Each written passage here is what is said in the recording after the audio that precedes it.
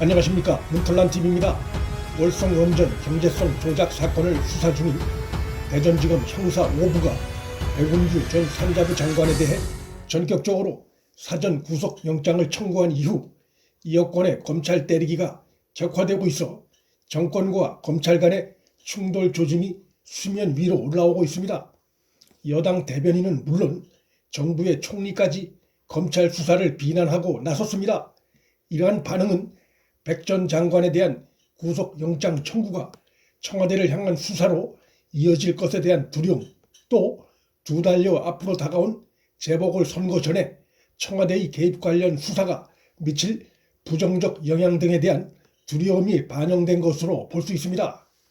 백운규는 검찰이 이 사건과 연관된 청와대의 개입 부분을 밝혀내는 데 있어 키맨에 해당하는 인물입니다. 대전지검의 백 전 장관에 대한 사전 구속영장 청구는 그의 신병을 확보함으로써 청와대 개입 수사를 본격화하려는 수순입니다. 백 전 장관이 검찰에 소환돼 조사를 받은 것은 알려지기론 한 차례뿐입니다. 그럼에도 그 한 차례 소환 조사를 한 지 열흘 지나 구속영장을 청구했다는 것은 그의 불법 혐의 부분에 대해 검찰이 이미 사전에 관련 증거를 충분히 확보한 상태라는 것을 의미합니다. 이번에 백운규 영장 심사를 담당하는 판사는 지난해 12월 산자부 공무원 2명에 대해 구속영장을 발부했던 바로 그 동일 판사입니다. 따라서 영장 전담 판사도 월성 원전 경제성 조작 사태의 심각성에 대해 상황 파악이 어느 정도 된 상태로 볼 수 있습니다. 백운규에 대한 구속영장 청구는 문재인 정권의 장관 출신을 대상으로 한 영장 청구로는 조국 전 장관에 이은 두 번째 사례입니다.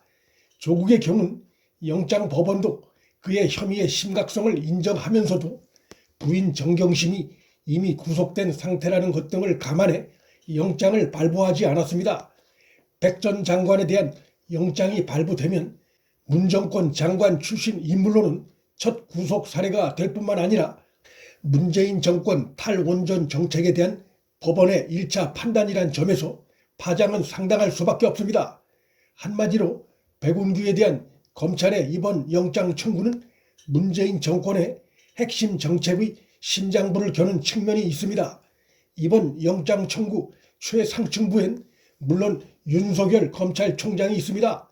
그런 점에서 이번 영장 청구가 윤석열 총장의 승부수적인 측면이 있음을 배제하기 어렵습니다.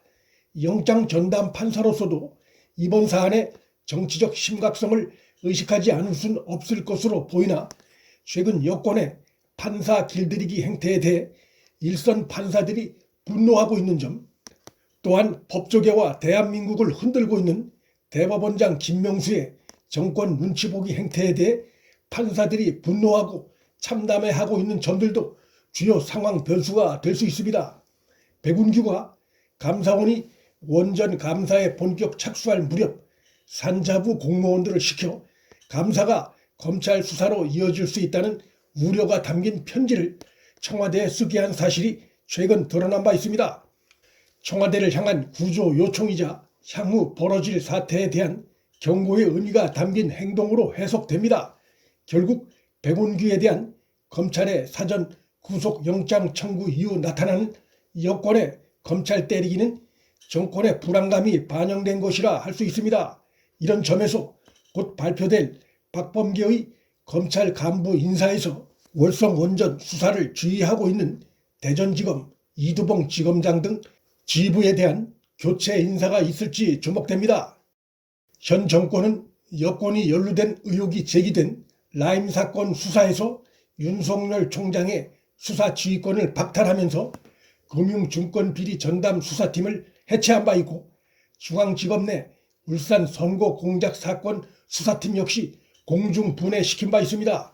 이번에도 그와 같은 보복성 인사가 벌어질 가능성을 완전히 배제하긴 어려운 상황입니다. 만일 박범계가 정권 부패 비리 수사에 길목을 막고 있다는 비판을 받고 있는 이성윤은 유임시키고 다른 지검의 정권 불법 비리 수사팀은 해체시키는 속보이는 보복 인사를 재현한다면 검찰과 현 정권과의 갈등은 추미애 시대로 회귀할 수밖에 없습니다. 잠시 가라앉아 있던 검찰과 정권과의 갈등과 충돌은 재현될 수밖에 없습니다.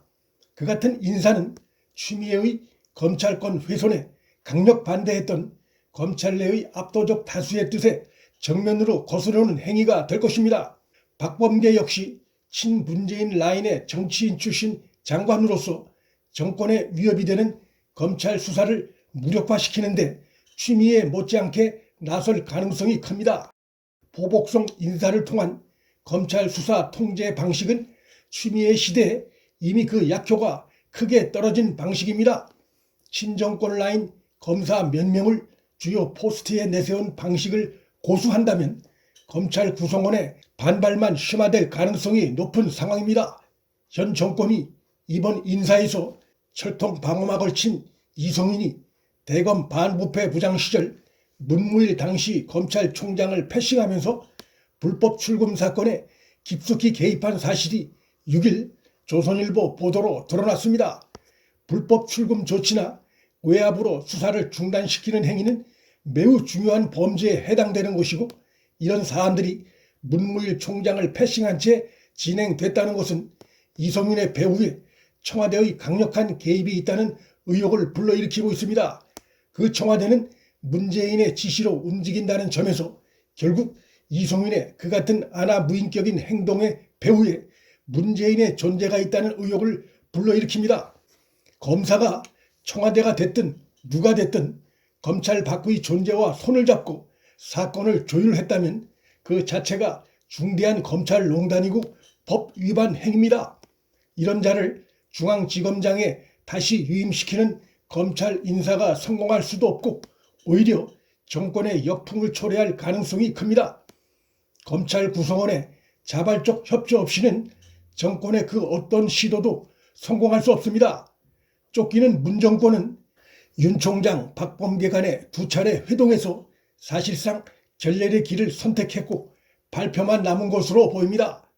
검찰총장의 의견을 듣는다는 구색만 갖췄을 뿐 추미애 때와 실제적인 차이가 없는 현 정권의 속성과 한계를 다시 드러낼 것으로 예상됩니다.